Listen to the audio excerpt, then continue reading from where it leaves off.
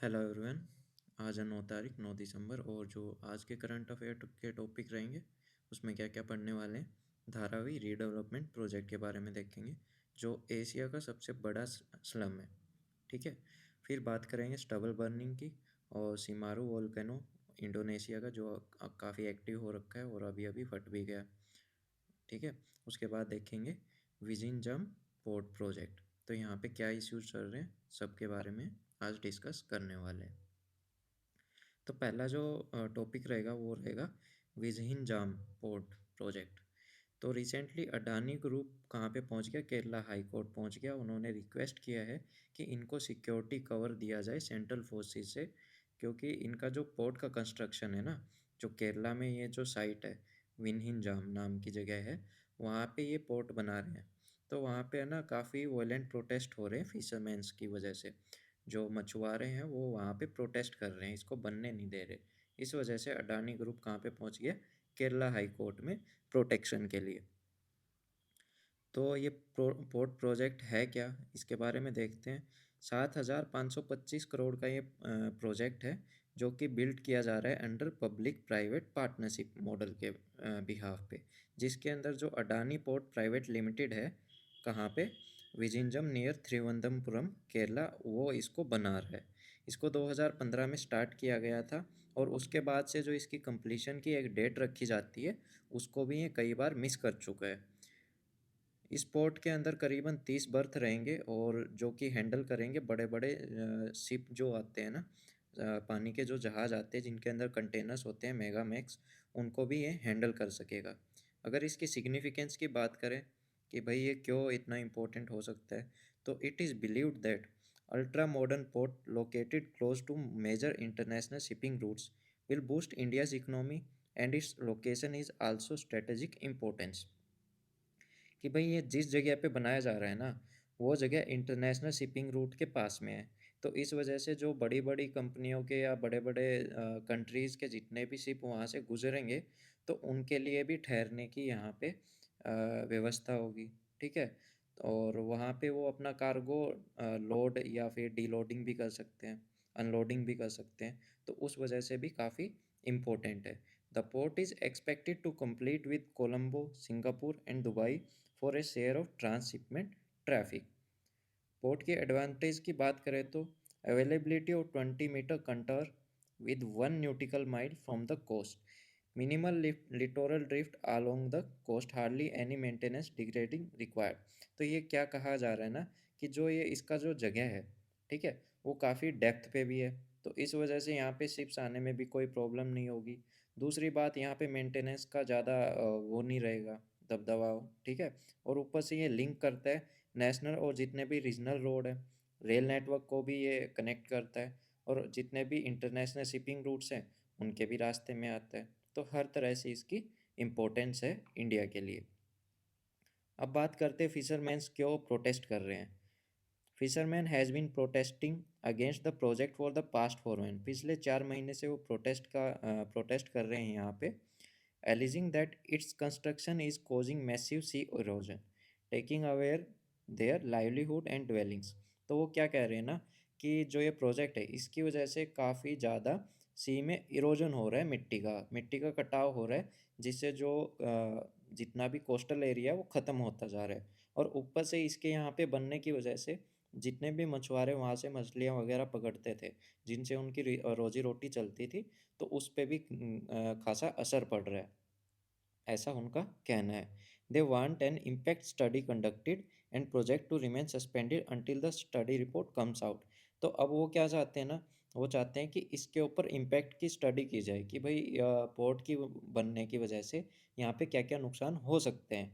अगर नुकसान ज़्यादा हुए तो इसको बंद कर देना चाहिए, अगर कम होते हैं तो उसका फिर कोई अल्टरनेटिव ढूंढना चाहिए। तो इनका कहना है कि जब तक उस स्टडी का रिपोर्ट ना आ जाए तब तक इस प्रोजेक्ट को रोक दिया जाए। और ऊपर से उनकी कुछ 6 डिमांड्स भी हैं, जिसमें पहली क्या है कि जिन जिन फैमिलीज़ के घर ख़त्म हो गए सी इरोजन की वजह से, जब ये प्रोजेक्ट स्टार्ट हुआ तो जो भी मिट्टी का कटाव हुआ और उसकी वजह से जिन लोगों के घर ख़त्म हो गए, उनको कहीं और पे रिहैबिलिटेट किया जाए। और दूसरी बात, इस कोस्टल इरोजन को रोकने के लिए इफ़ेक्टिव स्टेप उठाए जाएँ, है ना? और जब जब भी वेदर वार्निंग सिस्टम इशूड हो, उस टाइम पे फाइनेंशियल असिस्टेंट प्रोवाइड किया जाए मछुआरों को, और ऊपर से उन फैमिलीज़ को कंपनसेशन दिया जाए। मतलब क्या कहते हैं, जिन जिन लोगों का नुकसान हुआ है या फिर जिन मछुआरों ने एक्सीडेंट्स के अंदर अपनी लाइफ खोई है, ज़िंदगी जिनकी चली गई है, तो उनकी फैमिलीज़ को कंपनसेशन दिया जाए, ऐसा इनका कहना है। और ऊपर से इनको सब्सिडाइज्ड रेट पे सस्ती दरों पे केरोसिन प्रोवाइड किया जाए। A mechanism to dredge the Mullapozi fishing harbour in Achutangu in Thiruvananthapuram district. Kerosene subsidy has been demanded by claiming that because of the project, fishermen have to venture deeper into the ocean for catch and increasing the fuel cost burden. अब ये क्या कह रहे हैं ना कि देखो, इस प्रोजेक्ट की वजह से जिस जगह पे ये पहले फिशिंग करते थे, अब वो तो छिन चुकी है, लेकिन घर तो फिर भी चलाना पड़ेगा। इस वजह से इनको काफ़ी डीपर ओशियन के अंदर जाके मछलियाँ पकड़नी पड़ती हैं, और उस वजह से इनका तेल का खर्चा बढ़ गया। अब उस तेल के खर्चे को क्या चाहते हैं कि इनको केरोसिन सस्ती दरों पे दिया जाए, ताकि वो वहाँ पे इसकी भरपाई कर सके। अब बात करते हैं स्टबल बर्निंग। स्टबल क्या होती है? पराली, जो कि जैसे ही ये मान लो धान है, ठीक है, कपेन क्या करती है, ये ऊपर ऊपर का एरिया तो इसका जो प्लांट का पार्ट है उसको तो काट लेती है, और उसमें से जितने भी जैसे कि गेहूँ हुआ या फिर क्या बोलते हैं, चावल हुआ, उसको तो निकाल देते हैं। लेकिन जो ये बाकी का जो ये तिनका रह गया ना, जो ये स्टेम रह गई, ये ऐसी की ऐसी खेत में खड़ी रह जाती है, और ये जल्दी से जाती नहीं। इस वजह से किसान क्या करता है, इसमें आग लगा देता है जैसे ही सूख जाती है, और उससे पूरा खेत बहुत जल्दी खाली भी हो जाता है।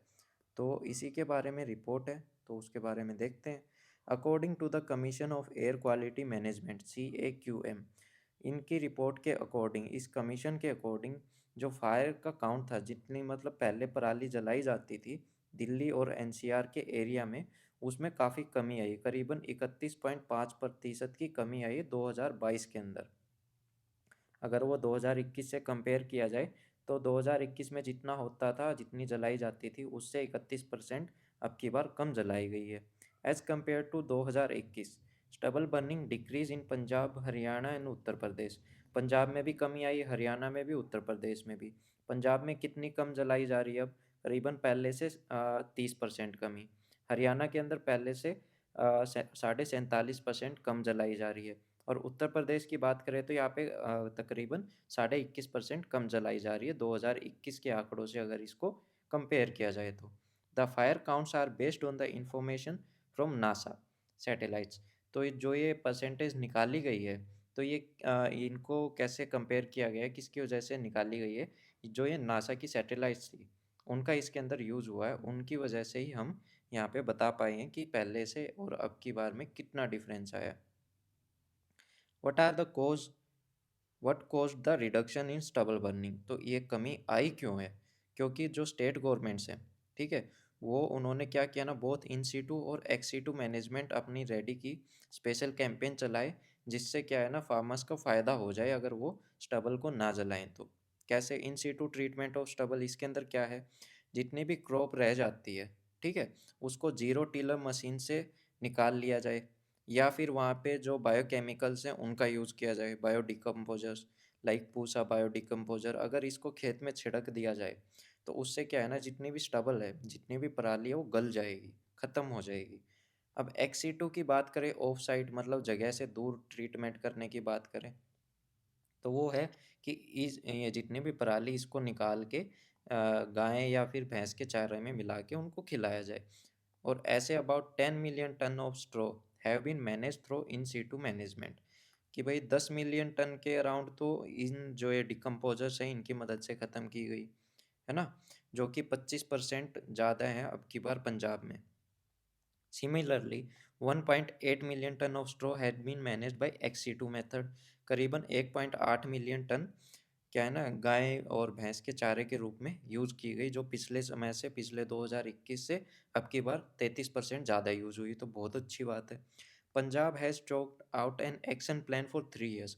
पंजाब में क्या है ना, जो गवर्नमेंट है उसने 3 साल का कोई प्लान बनाया है, जिसके अंदर ये इस चीज़ को काफ़ी आगे बढ़ावा देने वाले हैं, जिससे आगे चल के पराली का जो जलाने का जो सिलसिला है वो बिल्कुल ख़त्म हो जाए, और उन्हीं प्लान्स को शेयर किया जा रहा है सेंट्रल गवर्नमेंट के साथ में।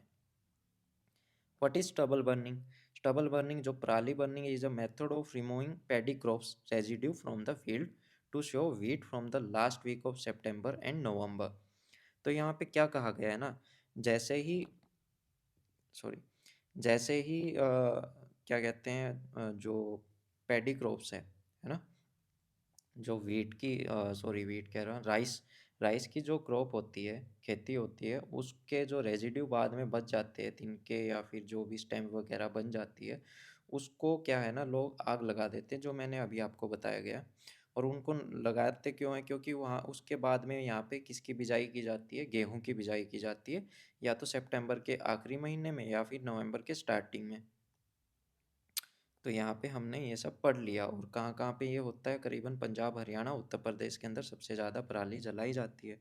इसका इफ़ेक्ट क्या है पराली का? पहला तो पॉल्यूशन बढ़ता है, emits large amount of toxic pollutants. इसकी वजह से काफ़ी ज़्यादा मात्रा में काफ़ी खतरनाक पॉल्यूटेंट इसमें एटमॉस्फेयर में रिलीज़ होते हैं वातावरण में, जिसके अंदर काफ़ी खतरनाक गैसेज़ भी होती है, लाइक मीथेन हो गया, कार्बन मोनोक्साइड हो गया, वोलेटाइल ऑर्गेनिक कंपाउंड हो गए VOC, carcino carcinogenic polycyclic aromatic hydrocarbons, जिसकी वजह से कैंसर फैलता है।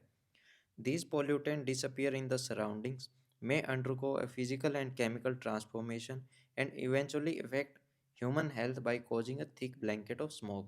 तो आपने देखा होगा, जब जब पराली जलाई गई है, तब तब क्या है ना, पोल्यूशन बढ़ गया है, और ऊपर से वो जो एक धुंध के जैसा है ना, स्मोक के जैसा वातावरण हो जाता है, हम देख भी नहीं पाते, हमारी आँखों में भी जलन होती है। तो काफ़ी तरह की हमारी जो हेल्थ है उसके ऊपर उसका प्रभाव पड़ता है। अब बात करते हैं सोयल की फर्टिलिटी के बारे में, कि भाई इसको जलाने से सोयल के ऊपर क्या प्रभाव पड़ता है। जैसे ही हम पराली को जलाएंगे, उससे क्या है ना, जितने भी ग्राउंड के अंदर, सोयल के अंदर न्यूट्रिएंट्स है, वो ख़त्म हो जाते हैं, जिससे जो उपजाऊ शक्ति है धरती की, वो भी ख़त्म हो जाती है। फिर बात करते हैं हीट पेनिट्रेशन।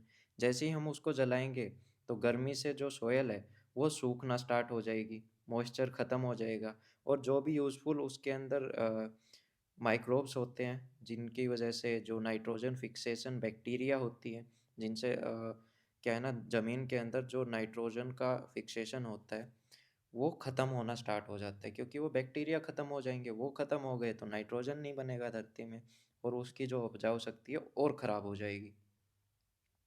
अब बात करते हैं अल्टरनेटिव क्या स्टबल बर्निंग के। Use of technology, for example turbo happy seeder machine. ये ऐसी मशीन है जो पराली को जड़ से निकाल लाएगी और उसी जगह पे नए बीज की बुवाई भी कर देगी, तो उस वजह से हमको दोनों फ़ायदे हो जाएंगे। अब बात करते हैं क्या क्या इससे रिलेटेड इनिशिएटिव लागू किए गए हैं। The state government of Punjab, NCR states and government of national capital territory of Delhi have developed detailed monitorable action plan based on the framework of CAQM to tackle the problem of air pollution। कि सभी governments ने अपने अपने कुछ plans बनाए हैं, जिससे वो एयर पोल्यूशन पे कंट्रोल पास के और स्टबल बर्निंग को रोक सके। व्हाट इज़ CAQM, जो ये हम यहाँ पे बात कर रहे हैं, है क्या? CAQM एक स्टैचूटरी बॉडी है जो बनाई गई थी under the commission of air quality management in national capital region, और जो उसके जो जितना भी NCR का रीजन है उसके लिए, act of 2021। Earlier, the commission was formed through the promulgation of the Commission of Air Quality Management in National Capital Region and Adjoining area ordinance 2021 में। स्टार्टिंग में इसको लागू किया गया था एक ऑर्डिनेंस के द्वारा, बाद में इसको किस में तब्दील कर दिया गया? एक्ट में। The commission of air quality management in national capital reason and adjoining area act 2021 also dissolve the environment pollution and prevention and control authority establish in NCR इन 1998। जो ये environment pollution prevention and control authority थी, EPCA, इसको dissolve कर दिया गया और इसकी जगह क्या आ गया? CAQM आ गया था। It has been set up air quality management in national capital region, और जो उसके आसपास के एरियाज हैं वहाँ पे, जिससे बेटर कोऑर्डिनेट हो सके रिसर्च करी जा सके, आइडेंटिफाई किया जा सके और सॉल्यूशन निकाला जा सके जो एयर पोल्यूशन है उसका। अब बात करते हैं धारावी प्रोजेक्ट की। ये है धारावी, मुंबई की फेमस, इंडिया की और साथ में एशिया की सबसे बड़ी slum. The Bombay High Court seeks the Dharavi Redevelopment Project Authority's reply to PIL for removal of Mahim Nature Park from Dharavi Redevelopment Project। तो जो बॉम्बे हाई कोर्ट में एक पीआईएल डाल दी गई थी, जिसके अंदर क्या कहा जा रहा था लोगों के द्वारा कि जो महिम नेचर पार्क है उसको धारावी रिडेवलपमेंट प्रोजेक्ट से हटा दिया जाए, और उसी का रिप्लाई का वेट कर रहा है कौन? Bombay high court. किससे? धारावी रिडेवलपमेंट प्रोजेक्ट की जो अथॉरिटी है उसके रिप्लाई का वेट कर रही है। महिम नेचर पार्क एक तरह का प्रोटेक्टेड फॉरेस्ट एरिया है जो कि प्रोटेक्टेड है under Indian forest act of 1926। What is Dharavi redevelopment project? Dharavi redevelopment project is a makeover of Mumbai slum cluster Dharavi. तो ये जो है ना, इस प्रोजेक्ट में क्या है ना, पूरी धारावी को चेंज किया जाएगा, इसको अच्छे से ऑर्गेनाइज रूप में बेटर बनाया जाएगा। The project was initially mooted in 2004। Starting में इसको मतलब जो प्रोजेक्ट है इसको 2004 के अंदर स्टार्ट करना था, लेकिन वेरियस रीजन की वजह से ये हो नहीं पाया था। रिसेंटली जो अडानी ग्रुप है इसने इसकी बिडिंग को जीत लिया, और अभी सबसे पहला काम तो क्या करा जाएगा कि जितने भी लोग यहाँ पे रहते हैं, रहते तो काफ़ी लोग हैं, लेकिन स्टार्टिंग में रीसेटल किया जाएगा 68,000 लोगों को, 68,000 लोगों को रीसेटल किया जाएगा, जिसके अंदर स्लम डवेलर्स होंगे और जो कमर्शियल एस्टेब्लिशमेंट वहाँ पे जितनी भी छोटी मोटी फैक्ट्रियाँ रहेंगी। रिहेबिलिटेशन कॉस्ट क्या रहेगी? करीबन 23,000 करोड़ का इसमें खर्चा आएगा, 68,000 लोगों को किसी और जगह पे री एस्टेब्लिश करवाना। Special purpose vehicle is found with Adani as the lead partner. और इसमें कितना इक्विटी रहेगा अडानी ग्रुप का? 80% हिस्सा अडानी ग्रुप का, और जो बाकी का 20% रहेगा वो गवर्नमेंट इसमें इन्वेस्ट करेगी। SPV will construct free housing for eligible slum resident. तो ये स्पेशल पर्पस व्हीकल है, इसके अंडर में क्या है ना, काफ़ी घर बनाए जाएंगे जो कि फ्री में अवेलेबल कराए जाएंगे, जो जो एलिजिबल रेजिडेंट रहेंगे स्लम के उनको, जहाँ पे बेसिक फैसिलिटीज़ भी दी जाएंगी जैसे कि पानी की, पावर सप्लाई की, सीवेज डिस्पोजल की, और पाइप्ड गैस कनेक्शन वहाँ पे दिए जाएंगे। What is Dharavi?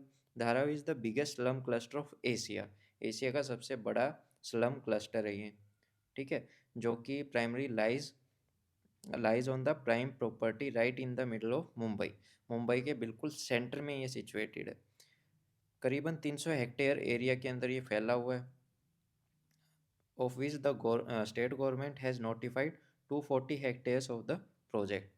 It was formed in 1882। 1882 में इसका फाउंडेशन हुआ था, मतलब लोगों ने यहाँ पे रहना स्टार्ट किया था। धारावी इसका नाम पड़ा था 1882 में। उस टाइम पे क्या है ना, ब्रिटिश राज चल रहा था इंडिया में। During the 18th century, unplanned localities started to grow when the process of urbanization of Mumbai was going। तो जब जैसे जैसे मुंबई का शहरीकरण हो रहा था उस टाइम पे लोग यहाँ पे रहना स्टार्ट हो गए, और उसी वजह से धीरे धीरे करके 18वीं सदी से ये बनना स्टार्ट हुआ था। और ये आज देख लो कितने लोग यहाँ पे रहते हैं, करीबन 500,000 लोग, है ना, 500,000, करीबन 5 लाख लोग यहाँ पे धारावी के अंदर रहते हैं, जो कि 56,000 फैमिलीज हो गई यहाँ पे जो रहती हैं। लेकिन जो यहाँ पे रहने की जो कंडीशन है ना, काफ़ी ख़राब है। काफ़ी ज़्यादा पुअर लोग, गरीब लोग यहाँ पे रहते हैं, काफ़ी कम जगह वहाँ पे है, और जो बेसिक फैसिलिटीज़ होती है वह भी यहाँ पे पूरी तरह से अवेलेबल नहीं है। अब गवर्नमेंट के द्वारा अर्बन डेवलपमेंट के क्या-क्या स्कीम्स लागू की गई है डिफरेंट डिफरेंट जगह पे स्टेट्स के अंदर। पहला तो Atal mission for the urban rejuvenation and urban transformation यानी कि अमृत। फिर Pradhan Mantri Awas Yojana urban, climate smart city assessment framework 2.0, TULIP यानी कि the urban learning internship programme, फिर आत्मनिर्भर भारत अभियान। अब जो लास्ट टॉपिक है हमारा, सीमेरू वोल्केनो ऑफ इंडोनेशिया। अभी रिसेंटली ये इरप्ट हो गया, फट गया, और ये कहाँ पे है? इंडोनेशिया के ईस्टर्न जावा आइलैंड के ऊपर। अब इसके बारे में थोड़ा सा देखते हैं, इसको क्या भी बोला जाता है? इसको बोला जाता है the great mountain. It is the highest volcano in Java. Java का सबसे हाईएस्ट वोल्केनो है ये, ठीक है, और one of the most active है। पहली बार ये इससे पहले कब फटा था? दिसंबर 2021 में। इंडोनेशिया के अंदर maximum number of active volcano है पूरी वर्ल्ड में। क्यों? क्योंकि ये है सिस्मिक एरिया के अंदर है, जो कि पैसिफिक रिंग ऑफ फायर के एरिया में पड़ता है। और पैसिफिक रिंग ऑफ फायर आप एक बार गूगल सर्च करना, वहाँ पे इसको इस नाम को डालना, पैसिफिक रिंग ऑफ फायर, और जैसे ही वो निकल के आएगा तो आप क्या करोगे, जो इमेज का सेक्शन है वहाँ पे जाके देखोगे तो आपको अच्छे से आइडिया लग जाएगा कि पैसिफिक रिंग ऑफ फायर है क्या। ठीक है। Simaru volcano is also part of island arc formed by the subduction of Indo-Australian plate below Sunda plate। जो सुंडा प्लेट है उसके अबव में कौन चला गया था? Indo Australian plate.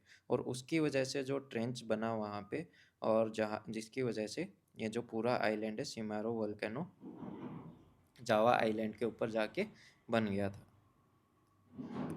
What is Pacific Ring of Fire? Pacific Ring of Fire, also referred as Circum-Pacific Belt, is a path along with the Pacific Ocean characterized by active volcano and frequent earthquakes।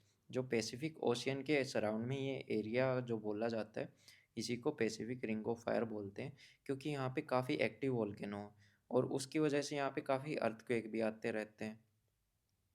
It trenches boundary between several tectonic plates including Pacific, Cocos, Indian, Australian, Nazca, North American और Philippine plates.